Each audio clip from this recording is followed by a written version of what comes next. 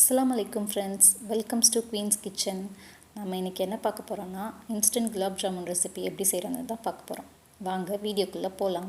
குலாப் ஜாமுன் செய்ய தேவையான பொருட்கள்: குலாப் ஜாமுன் பேக்கெட் 4, கோவா 150 கிராம், பால் 350 ml, சர்க்கரை 1/4 கிலோ, எண்ணெய் 300 கிராம், நெய் 100 கிராம், தண்ணி தேவையான அளவு. குலாப் ஜாமுன் பேக்கெட்டை ஒரு ஜல்லடையில் கொட்டி கட்டி இல்லாமல் நல்லா ஜலிச்சு எடுத்துக்கோங்க.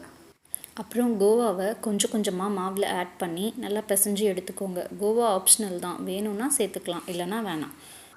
காய்ச்சி ஆற வச்ச பாலை கொஞ்சம் கொஞ்சமாக மாவில் சேர்த்து நல்லா சாஃப்டாக பிசைஞ்சு எடுத்துக்கலாம். பாலில் தான் பிசையணும்னு இல்லை, தண்ணியில் கூட செய்யலாம். பாலில் பிசைஞ்சிங்கன்னா குலாப் ஜாமுன் நல்லா சாஃப்டாக கிடைக்கும். பிசைஞ்ச மாவை அப்படியே 10 நிமிஷத்துக்கு ஊற வச்சுக்கலாம். ஊற வச்ச மாவை நல்லா திரட்டி ஈவனாக கட் பண்ணி எடுத்துக்கலாம்.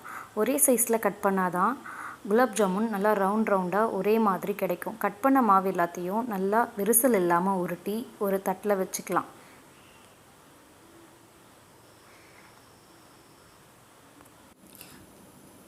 அடுப்பில் ஒரு பேன் வச்சு அதில் எண்ணெயும் நெய்யும் சேர்த்து ஊற்றிக்கலாம். எண்ணெய் ஓரளவு சூடானதும் குலாப் ஜாமுனை ஒன்றா போட்டு மீடியம் ஃப்ளேமில் வச்சு பொரித்து எடுத்துக்கலாம். ஹை ஃப்ளேமில் வச்சு பொரிச்சிங்கன்னா குலாப் ஜாமுன் மேலே நல்லா வெந்திருக்கும், ஆனால் உள்ளே வெந்திருக்காது. அதனால் மீடியம் ஃப்ளேமில் வச்சு பொரித்து எடுத்துக்கோங்க. நல்லா டார்க் ப்ரௌன் கலர் வரா மாதிரி பொரித்து எடுத்துக்கோங்க. அப்போ தான் பார்க்க ரொம்ப அழகாக தெரியும். இந்த மாதிரி நல்லா டார்க் ப்ரௌன் கலரில் குலாப் ஜாமுன் இருந்தால் பார்க்கவே அழகாக தெரியும், நல்லா சாஃப்டாகவும் இருக்கும். நம்ம உருட்டி வச்ச எல்லா குலாப் ஜாமுனையும் இந்த மாதிரி பொரித்து எடுத்துக்கலாம். ஒரு கனமான பாத்திரத்தில் சர்க்கரையை போட்டு அது மூழ்கிற அளவுக்கு தண்ணியை ஊற்றி அடுப்பை ஆன் பண்ணி ஹை ஃப்ளேமில் வச்சு நல்லா கொதிக்க விட்டுக்கலாம். கம்பி பதம்லாம் வரணும்னு அவசியம் இல்லை. இந்த மாதிரி நல்லா ஆயில் கன்சிஸ்டன்சி வர அளவுக்கு கொதிக்க விட்டாலே போதும். ஜீராவை நல்லா ஆற வச்சு அதுக்கப்புறம் குலாப் ஜாமுனை அதில் சேர்த்துக்கோங்க.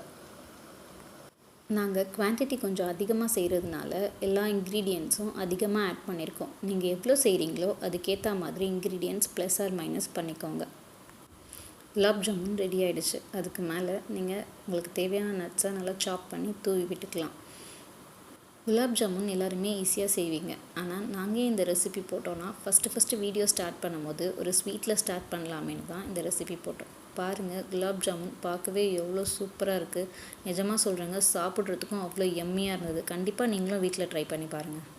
எங்கள் வீடியோவை இப்போ தான் நீங்கள் ஃபஸ்ட் டைம் பார்க்குறீங்கன்னா லைக் பண்ணுங்கள், ஷேர் பண்ணுங்கள், மறக்காமல் குவீன்ஸ் கிச்சன் சேனலை சப்ஸ்கிரைப் பண்ணுங்கள். அஸ்ஸலாமு அலைக்கும்.